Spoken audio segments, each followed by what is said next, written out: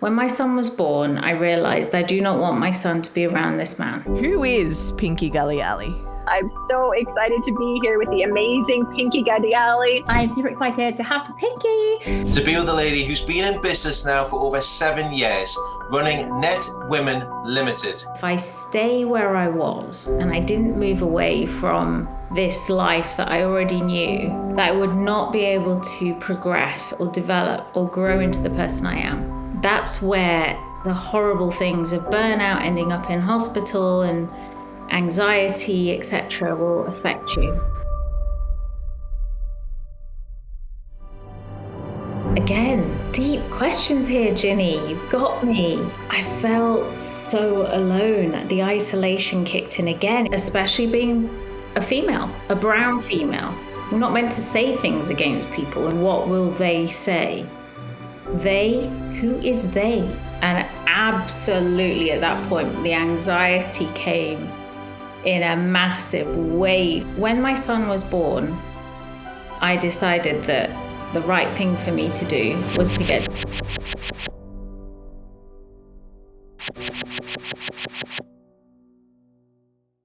We've both been called brown girls with a British accent, except you actually have a British accent.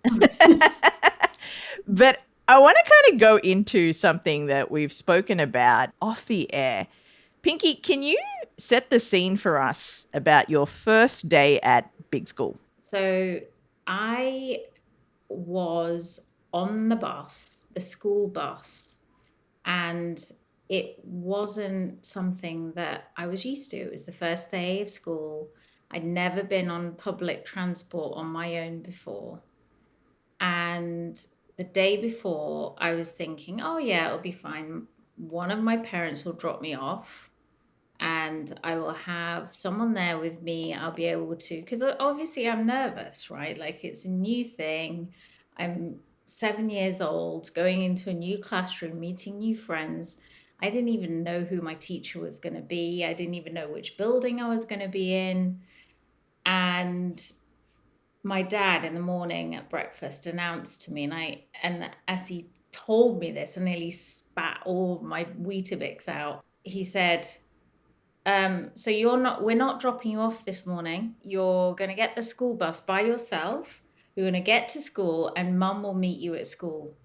And absolutely at that point, the anxiety came in a massive wave. I could literally feel my gut just closing in, becoming really tight, like a clamp.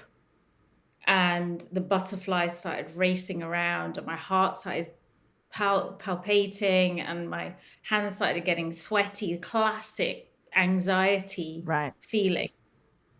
And I nearly cried at that point. I was like, I just felt so misunderstood and so let down at that point, because I really don't think my dad got me. He was obviously from a background, East Africa, so he had to fend for himself in many, many ways.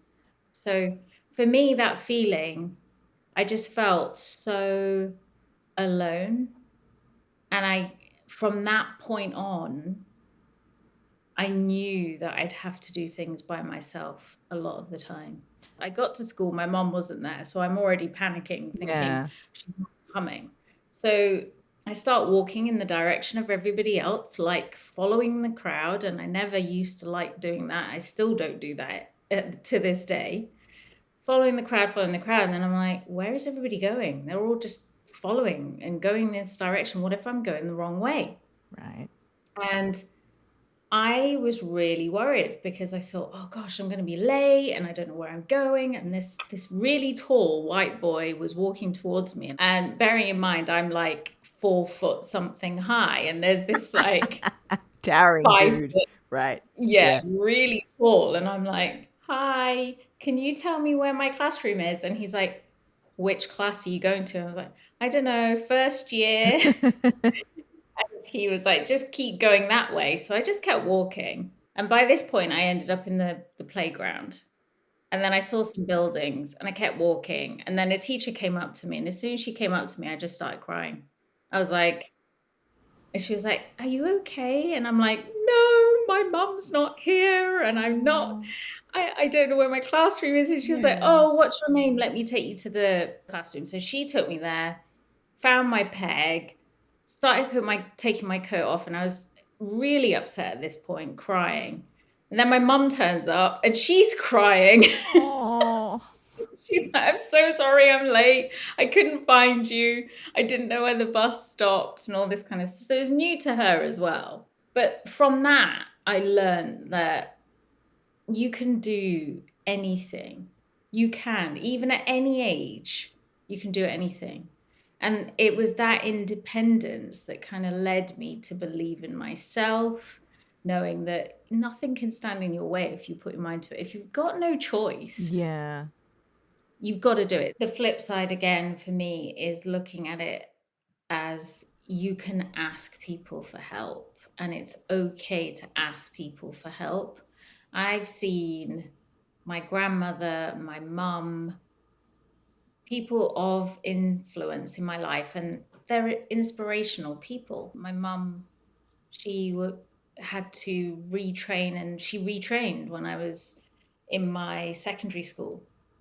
And what I've learned from being independent and seeing that through generations of women, brown women in my family who are independent, that they just kept going and going and going, and you get to this burnout stage of exhaustion. You can't continue any longer. Mm. And it's knowing where the boundaries are. Where do you say no? Stop people pleasing. All of these things that haven't actually been taught to us. Mm-hmm. They haven't been taught to us. They haven't been clear in our minds that if it doesn't feel right, don't do it. If you don't have time or space for it, don't do it. Stop saying yes to stuff which doesn't mean anything for you. The independence is wonderful. It's great, that teaching of being able to do things on your own, but you've also got to be prepared and not feel guilty or shame about asking for help, and not to just continue going and going and going, because that's where the horrible things of burnout, ending up in hospital, and anxiety, etc., will affect you. I think for me, when I watched my mum and my grandmother struggling through the reality of worrying about the community all the time, it was very much about what will they say. They, who is they? They don't even have an influence in my life. I don't even know who they are, and I don't care about them. And so I was always a bit of a black sheep, quite honestly. I was always the one that went against the grain, always the one that was the bossy one, always the one that ended up standing up for myself, using my voice, to a point where my dad actually said to me, "You really need to not speak at certain things at all." I was, yeah, thanks for that. So, it was, yeah, I think my character and my personality lent to the fact that I'm not standing for this. I'm going to do my own thing. I'm going to stand for myself. I'm not worrying about what other people think, because who are they and why do they matter to me? The only people that are close to me matter to me. So who are they? And if I look at those 5 people that really I listen to, and I always ask for their opinion, but everybody else, when they're giving their opinion, that's their opinion, and it doesn't matter. Their opinions don't matter, because tomorrow that's not even going to make a difference to you. So I think it wasn't easy. It was definitely something where I was often told that I was too argumentative. I had my own opinion about certain things, so that was wrong, especially being a female, right? A brown female. We're not meant to say things against people. Not meant to argue against people openly. We're supposed to sit down, be quiet, keep everything to yourself, not say anything. And that to me is just bullshit. Absolutely. I really admire your strength and I guess trailblazing, especially when it comes to, and this part of your story I could really relate to. My mother got divorced. It was in the early 90s. We just migrated from Australia. She divorced my dad in the 90s.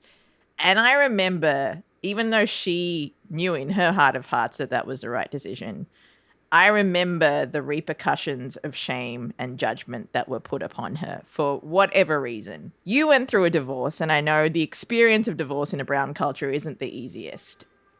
How did you navigate that, Pinky? Especially like, no matter what generation it is, it's like this generational tax. We talked about this before. What generational tax did you pay during your divorce?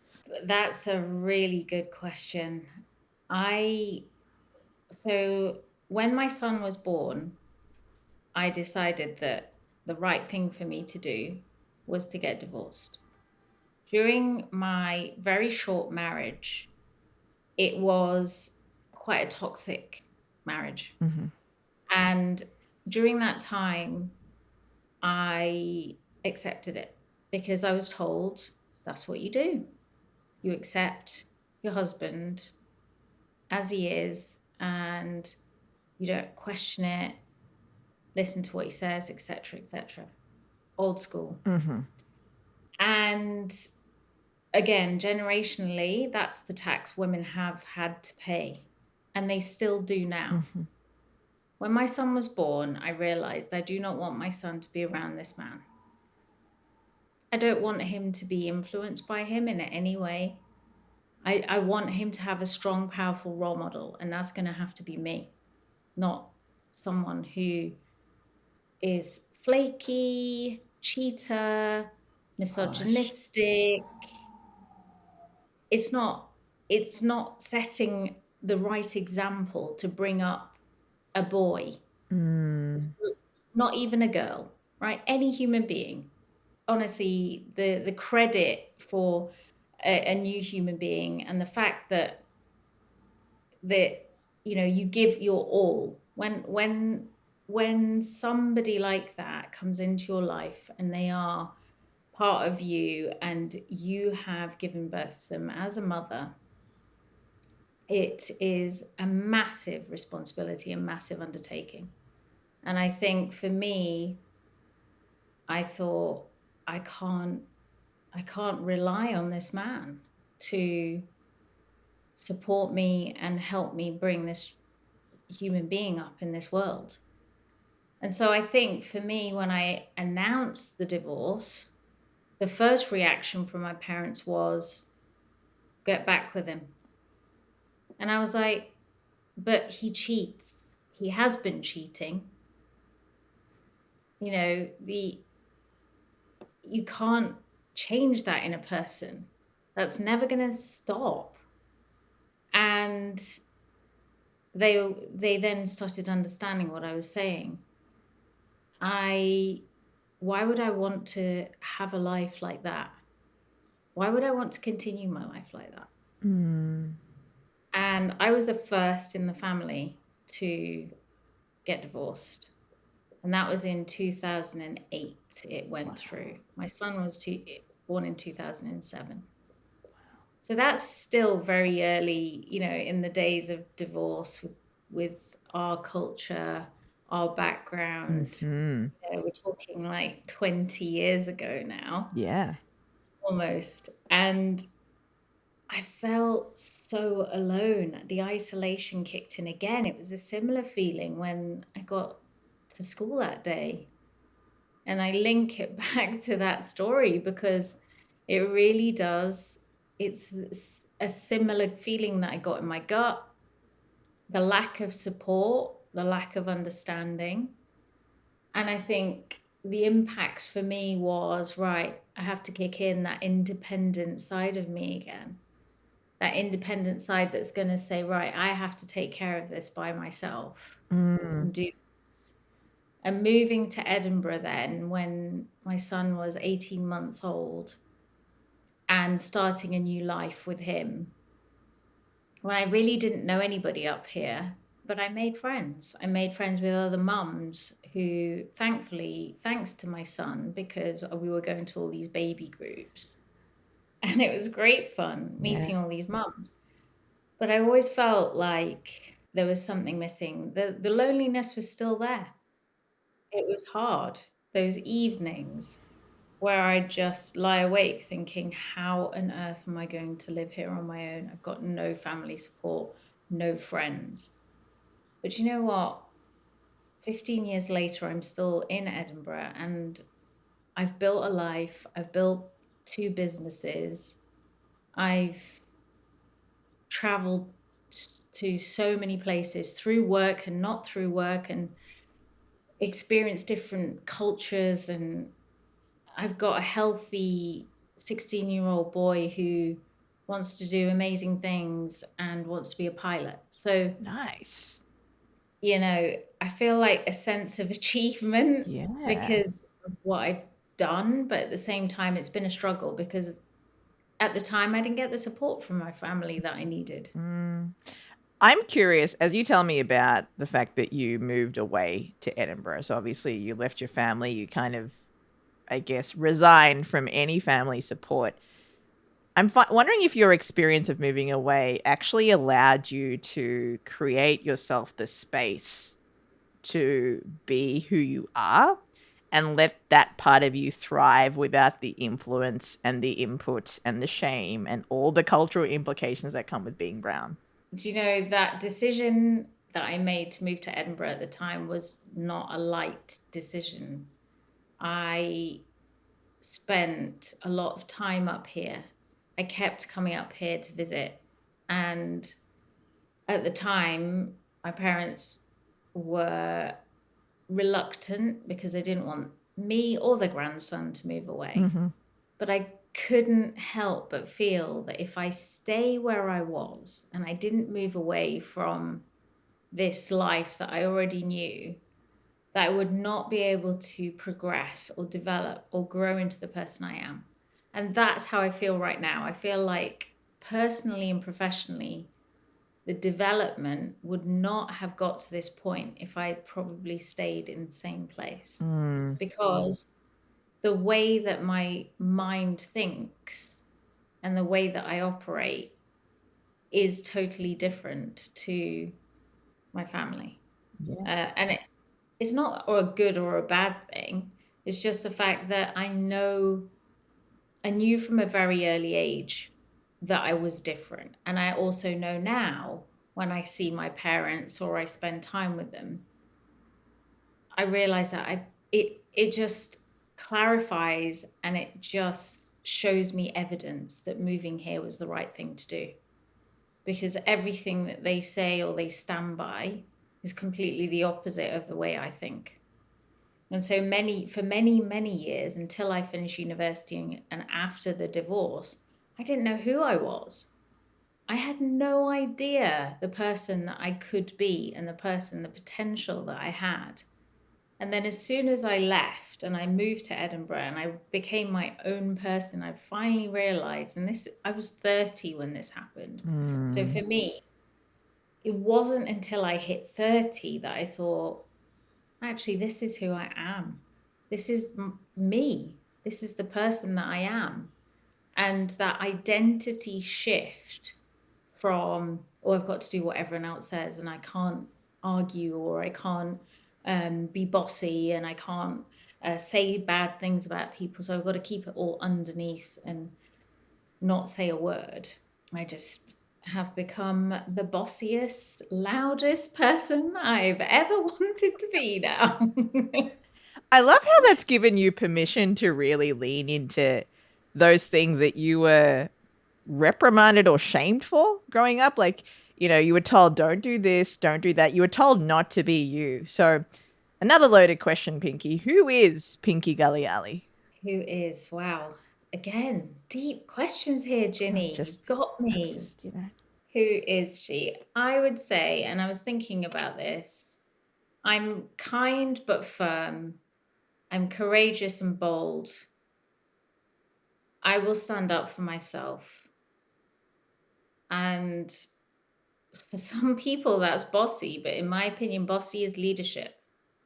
If you can't lead, if you're not delegating, and if you're not serving from a place of love and leading with love, then you're not leading. You're just managing, and you're not doing it in the right way. So, of course, every day is a learning day for me. I don't do everything right. I do a lot of things wrong. I've learned from many failures, many failures, constant failures, and I continually fail even now. Mm-hmm. But I think that's the culture that we don't have across the board. I think the culture we have is stay in your lane, don't do anything outside the box, don't say what you want to say because you could get into trouble, and goodness knows what they might say or they might think. Because if you do this, and this will happen. But will it? Will it really?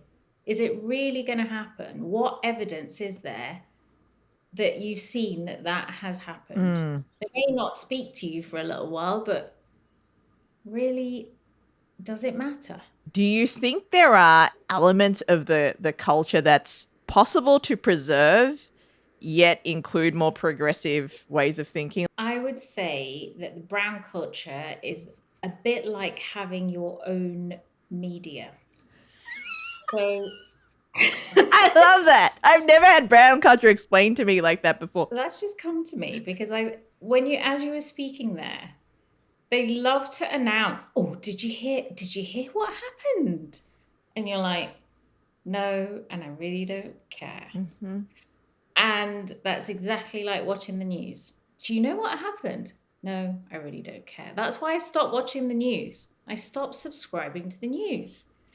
So if we stop subscribing to the gossipers, the media, the PR, the stuff that happens within the family or within the culture, then we don't put power in where it needs to go. So if we stop putting the power where it's not required, and if we all say, actually, I don't care, this is not important to me, then it doesn't need to be important. It doesn't need to be a thing. The good thing about media is that it's obviously everybody knows everything about everybody's business. Mm-hmm.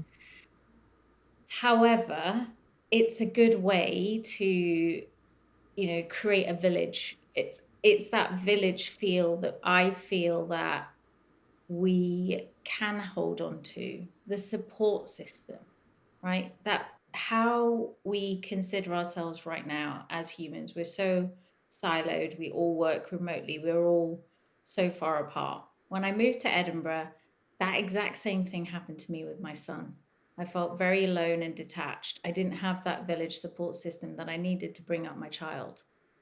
We need it. We need it as humans. We need that to survive.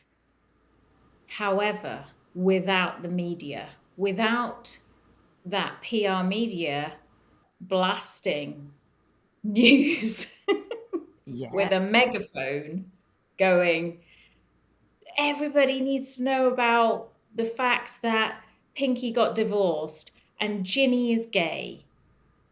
Honestly, Yeah. great. Good luck to both of them. I think they're both doing really well. Are they happy? Great. Why do you care? Why does it? Tomorrow the news will be different. People will forget everything they heard. Mm-hmm. They don't care. The next thing, they'll move on to somebody else. I love that analogy that you've made there because let's go deeper into the whole what will people think. It's like, well, why should you care? I find it's a deflection. As long as you can deflect what's going on or a scandal or something that's remotely scandalous that's going on or out of the norm, it's a deflection of what's really going on inside of you. It's a lot of finger pointing in a way. Absolutely. I think there's a lot of finger pointing going on. And, there's a saying of, always do what you want. and say what you feel, because those who don't mind don't matter. And those who do matter don't mind. And Very that true. always Very sticks true. in my mind. I think that's I think it's a valuable thing to learn from the lessons. Yeah. That as people of color, yes, we have some wonderful things that we do together as a culture, and I completely back that up 100%. You know, we look after our parents look after their children. We're always there for each other. So important, no matter what, in some instances. And then there's the flip side of really, I suppose there's a lot of misunderstanding. I feel like the misunderstanding is the fact that we as a culture need to learn so much more about how genders work differently and the responsibility of where that fits in. It's changing, don't get me wrong. I think there are now the roles and responsibilities, the care responsibilities, etc., are changing with the newer generations. However, I still feel there's so much work to be done when it comes to misogyny and the way that women are treated, especially when it comes to there are places still in India where this is such a difficult topic, I think. I don't even want to go there because it's such a huge thing. But even in the UK, there's issues with this. It's here. Yeah. It's right here. And we need to sort it out. And it's something that I work towards, super passionate about with everything that I do, clearly, because I coach women for this. And all the work that I do with Netwomen, it's so needed. What are you angry at your parents most for? I think the lack of support and understanding when I was young. I just don't think they listened. And that has seemed to shape you into someone who listens and aims to understand. Yeah. Wow. Being a coach is what I do. Yeah. Off the back of that. 100%. That was the moment where everything kind of came together for me. Pinky, I'm wondering too, just to go more into this story, you talked about the importance of community and support, and Netwomen, your coaching business, is a big part of that. It's a big resource for that. I'm wondering too, you grew up as an Indian girl in the UK and you felt like you didn't fit in with the brown community or the white community. How did you create your tribe and your support network? Because that is vitally important when it comes to leading a life with boundaries, with support, and to being understood, really. Yeah, absolutely. And I think moving to Edinburgh was that kicker for me. It was the trigger of I need to create my own community because I'm too white to be brown and too brown to be white. Right. So I'm going to have to create my own. So creating Netwomen for me was a community where, and is a community where people of color are welcome, people from different sexualities are welcome, different religions, as long as the understanding is over the 3 pillars that we have, which is inspire, support, and include. And those 3 things are valuable because they create a sense of belonging. And that is one thing that has been missing from my life from a very young age, that sense of belonging. Being the only brown girl in a white school of all white girls was tough. It was tough because I'm, again, lonely, not belonging. That has been the story, I think, of my life. And it kept coming back. So I thought, you know what? COVID happened. And just at that point, I'd already created Netwomen. And I was going to create leadership pods all around the world, which would specifically help women of color and women from different ethnic backgrounds it ended up that COVID brought everybody together very quickly. So we ended up transferring all of our skills online, transferring everybody online, and it became this big community of North Americans in the UK as well. So UK, North America, mixed up in a room.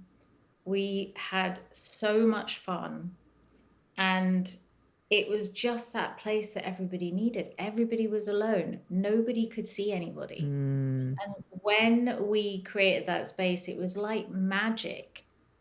And I thought, this is really special, because if everybody is thinking in the same way about this, then we can make this work and make it something really big. So for the last 4 years, that's what I've been doing. So we started off B2C, now we're B2B, and now we work with organizations to sponsor female talent. And I think in answer to your question, community matters. It matters who you are surrounding yourself with, and it matters who your people are. And if you're surrounding yourself with people that you don't like, and do you know how many people do that? Loads of people. Mm-hmm. They're just around negative people all the time that bring them down. And guess what happens? You become like them. 100%. 100%. So why don't we lift each other up, inspire each other, support each other, and include each other in conversations where we really have not just small talk, but actual conversations that we're not talking about, such as this, which is a fantastic conversation going into depth about lives and stories. And I think it's really important to be talking about that.